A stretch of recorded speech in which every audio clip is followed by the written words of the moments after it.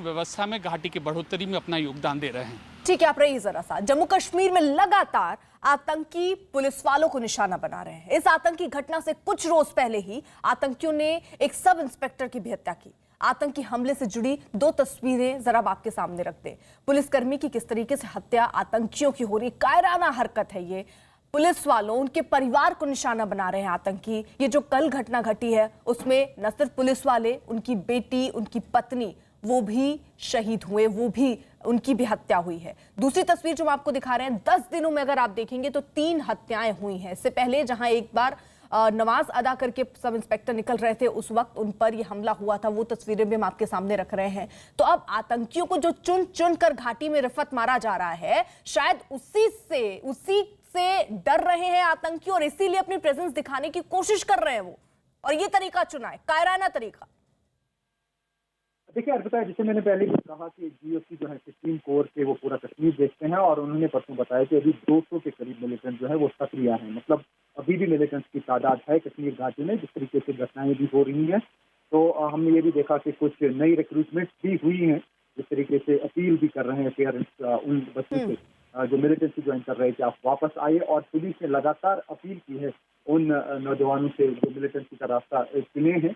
और आप अगर देखेंगे जो जम्मू एंड कश्मीर पुलिस का ट्विटर हैंडल है ऑफिशियल, उससे पहले जो पिन ट्वीट है उसमें यही कहा गया है उन लोगों से जो लोकल मिलिटेंट्स हैं कि आप वापस आइए, सरेंडर कीजिए। लेकिन 200 के करीब अभी भी मिलिटेंट सक्रिय हैं जो ऑफिशियल फिगर्स हैं।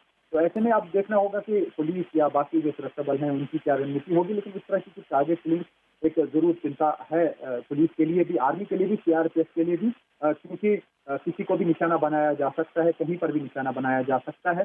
तो वो यही है कि जिस तरीके से सीआरएफ ने अपनी लेटर में लिखा था कि उन लोगों को वो टारगेट बना रहे हैं जो एंटी मिलिटेंसी ऑपरेशन कर रहे हैं, चाहे वो एनकाउंटर्स में हो या ऑपरेशन में हो। और जो इन्फॉर्मेशन, उनके मुताबिक उन्होंने इल्जाम लगाया कि इन्फॉर्मेशन प्रोवाइड करते हैं सुरक्षा बलों को या अपने पुलिस के आला ऑफिसर्स को। मान लीजिए कोई एक एसपीओ है, उनको लगता है कि वो किसी अपने ऑफिसर को इन्फॉर्मेशन देता है मिलिटेंट्स की प्रेजेंस की, तो एंटी मिलिटेंसी ऑपरेशन का जो इल्जाम लग रहा है वही जो है निशाना उन लोगों को बनाया जा रहा है, जो एक चिंता का विषय है पुलिस के। ठीक है अमित, जहां एक तरफ आतंकी बार बार इस बात का जिक्र कर रहे हैं कि हम ऐसे ही हरकतें करेंगे, क्या हम किसी फ्रंट पर हम चूक जा रहे हैं क्योंकि वो जवान जो हमारी सुरक्षा में तैनात हैं, हम उनकी सुरक्षा के लिए क्या पर्याप्त इंतजाम नहीं कर पा रहे हैं?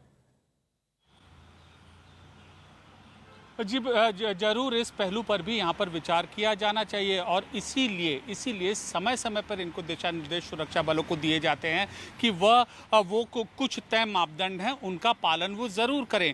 और अभी इस घटना के बाद भी ऐसे इंस्ट्रक्शंस यहाँ पर सुरक्षा बलों के बीच यहाँ पर जारी किए गए हैं। अब सवाल ये उठता है कि एसपीओ ही क्यों? अगर हम 1.5 साल पहले का वक्त याद करें तब भी एसपीओ के ऊपर हमले हुए थे। और रोक रही हूं मैं आपको, बड़ी खबर जम्मू धमाका केस से जुड़ी हुई इस वक्त बड़ी खबर आ रही है। CNN न्यूज़ 18 की खबर है कि जम्मू एयरफोर्स स्टेशन पर हुए धमाके मामले में अब एफआईआर दर्ज की गई है। इसमें यूएपीए आईपीसी एक्सप्लोसिव एक्ट के तहत एफआईआर दर्ज की गई। पुलिस ने इस मामले में यूएपीए की धारा 16, 18 और 23 के तहत केस दर्ज किया है। साथ ही आईपीएस की धारा 307 के तहत हत्या की कोशिश और धारा 120 बी के तहत आपराधिक साजिश रचने का मामला दर्ज किया है। तो बड़ी खबर इस वक्त आ रही है, आपको बता दें बड़ी खबर, जम्मू धमाके से जुड़ी हुई यूएपीए की धारा 13, 18, 23 के तहत केस दर्ज हुआ है। CNN न्यूज़ 18 की यह खबर है। अरुणिमा हमारे साथ, हमारे सहयोगी इस वक्त जुड़ चुकी हैं। अरुणिमा, जम्मू धमाके केस में एफआईआर दर्ज?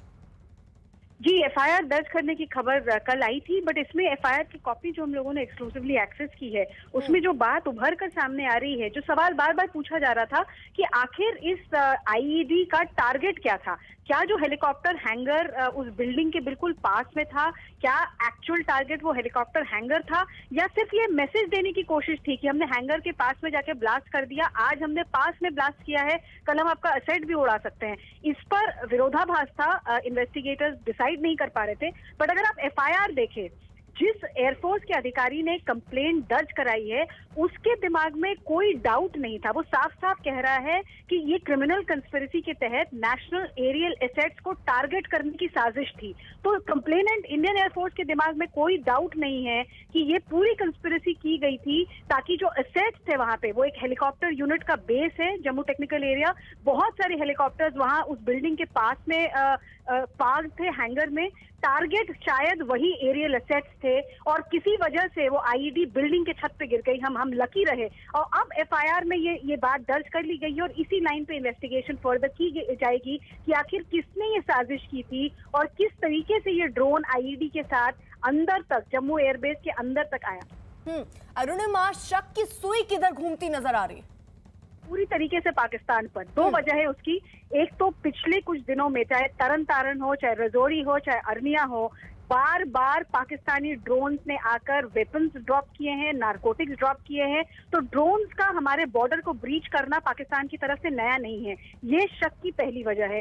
दूसरी वजह ये है कि ये कहा जा रहा था कि क्या हो सकता है कि इंटरनेशनल बॉर्डर के भारत वाली तरफ से ही इस ड्रोन को उड़ाया गया हो। तो इंटेलिजेंस एजेंसीज ने और इन्वेस्टिगेटर्स ने अपनी कार्यवाही करके इस कंक्लूजन पे वो पहुंचे हैं कि जम्मू एंड कश्मीर में कोई आतंकवादी गुट ऐसा नहीं है जिसके पास ड्रोन हो या कैपेबिलिटी हो किसी ड्रोन को असेंबल करने का। तो अगर जम्मू एंड कश्मीर में कोई किसी के पास ये कैपेबिलिटी नहीं है तो लॉजिकल कंक्लूजन ऑफिसर्स का है कि फिर ये इंटरनेशनल बॉर्डर के दूसरे तरफ से ही आया है। 14 किलोमीटर का डिस्टेंस है इंटरनेशनल बॉर्डर और जम्मू एयरपोर्ट के बीच में। 12 किलोमीटर तक पहले ही तरन तारण में ड्रोन अंदर घुसकर वेपन्स ड्रॉप कर चुका है। तो 12 से 14 तक आने में उनको ज्यादा दिक्कत नहीं हुई होगी, ये ऑफिसर्स का असेसमेंट है। एक कमर्शियल ड्रोन को यूज किया और उससे 2 आईईडीज ड्रॉप किए, ये भी उनको शक है कि जो एक्सप्लोजिव यूज हुआ वो आरडीएक्स था। शुक्रिया आपका बहुत बहुत। और जम्मू से ही एक और बड़ी खबर आ रही है। यहां कालचूक में आर्मी इलाके में सुबह करीब 3 बजे एक ड्रोन की तरह दिखने वाली चीज कैंप के ऊपर देखी गई, जिस पर सेना की तरफ से करीब 20 से 25 गोलियां चलाई गई हैं। इस घटना के बाद इलाके में सर्च ऑपरेशन शुरू किया गया है। कौन लोग थे वो और ये क्या ड्रोन जैसी चीज दिख रही थी, क्या वाकई वो ड्रोन थी? जम्मू टेक्निकल एयरपोर्ट पर हुए 2 ड्रोन से ब्लास्ट के बाद एक और ड्रोन स्पॉट किया गया है जम्मू के कालूचाक इलाके में। इस साइड का पूरा आर्मी का एरिया है जिस इलाके में जो ड्रोन जो है रात लगभग 3 बजे के करीब स्पॉट किया गया था। और आप देखें तो सेना की क्यूआरटी की गाड़ी भी जहां पर खड़ी कर दी गई है। जम्मू कश्मीर पुलिस के जवान जो हैं वो भी तैनात हैं। आर्मी के दूसरे जवान भी जहाँ पर सुरक्षा को लेकर पहुँचे हुए हैं। पूरा इलाका जो है कैंप के भीतर का वहाँ पर सर्च ऑपरेशन जारी है, क्योंकि घटना लगभग 3 बजे की है जब जहाँ पर एक ड्रोन को स्पॉट किया गया और उसके बाद उस ड्रोन के ऊपर सेना के जवानों ने फायरिंग की थी। लगभग 20 से 25 राउंड उसके ऊपर फायर हुए थे। पूरे इलाके को घेरा गया है। सेना के जवान जो हैं वो उस जगह को ढूंढ रहे हैं कि अगर ड्रोन को हिट किया गया तो वो किस इलाके में गिरा है। हालांकि जो शुरुआती जांच है उसमें ये पता चल रहा है कि ड्रोन नुमा चीज़ जो एक कैंप के ऊपर से गुजर रही थी उसके ऊपर हमला जो है वो फायरिंग जो है वो की गई थी सेना के जवानों की ओर से। घटना लगभग 3 बजे की है। जम्मू टेक्निकल एयरपोर्ट के ऊपर जो 2 ब्लास्ट हुए थे वो भी ड्रोन से ही किए गए थे। और उसके बाद एक जगह पर और यहाँ पर ड्रोन का स्पॉट होना कहीं ना कहीं चिंता की एक लकीरें हैं सुरक्षा को लेकर कि आखिर सुरक्षा एजेंसियों के इतनी सुरक्षा के बीच में इस इलाके में ड्रोन कैसे आ गया। कैमरामैन राजीव के साथ पवन शर्मा, न्यूज़ 18 इंडिया, जम्मू। 2 सहयोगी इस वक्त हैं। पवन शर्मा एयरफोर्स स्टेशन के बाहर से इस वक्त हमारे साथ मौजूद है जम्मू से। अमित पांडे दिल्ली से हमारे साथ मौजूद हैं। पवन का पहले रुख कर लेते हैं। पवन, क्या जानकारी मिल पा रही है? ये जो धमाका हुआ, ये जो ड्रोन देखा गया है, अब क्या ये वाकई ड्रोन था जिस पर सेना ने फायरिंग भी की? बिल्कुल, देखिए हम इस समय जम्मू पठानकोट नेशनल हाईवे के ऊपर जो कालूचाक एरिया आर्मी का कैंट है उस इलाके में है। रोड के दोनों तरफ आर्मी का एरिया है, दाईं तरफ भी और बाईं तरफ भी।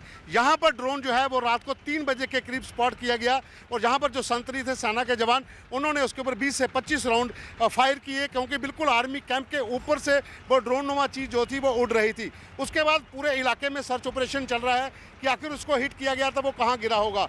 लगभग 3-4 बड़े इंस्टॉलेशन है आर्मी के कालूचाक इलाके में, और पूरे इलाके के भीतर सेना के जवान जो हैं वो सर्च ऑपरेशन शुरू किए हुए हैं, क्योंकि टेक्निकल एयरपोर्ट के ऊपर 2 ब्लास्ट होने के बाद यहाँ पर ड्रोन का स्पॉट होना कहीं ना कहीं एक सुरक्षा को लेकर भी सवाल खड़ा हो रहा है। लेकिन इस समय अगर बात करें तो जम्मू कश्मीर पुलिस का भी कहना है कि जो आर्मी की तरफ से स्टेटमेंट आई है कि 20 से 25 राउंड उसके ऊपर फायर किए गए थे, लेकिन अभी वो ड्रोन मिल नहीं पाया है। कहाँ पे अगर हिट हुआ तो कहाँ पे गिरा है, अगर नहीं हिट हुआ तो वापस गया है तो कहीं कोई ऐसा विस्फोटक ड्रॉप तो नहीं कर गया, उसे लेकर भी सर्च ऑपरेशन जो है वो भी चल रहा है। तो हाईवे के दोनों तरफ के इलाकों में पूरी तरह से सेना ने कैंप के भीतर जो है वो नाकाबंदी की हुई है। हालांकि इसके अंदर मूवमेंट तो किसी की सिविलियन की नहीं हो सकती, लेकिन पूरे इलाके में सर्च ऑपरेशन जो है वो अभी भी जारी है। ठीक है, आप रही जरा सा जम्मू एयरफोर्स स्टेशन में हुए 2 धमाकों से जुड़ी एक बड़ी खबर आ रही है। CNN न्यूज़ 18 के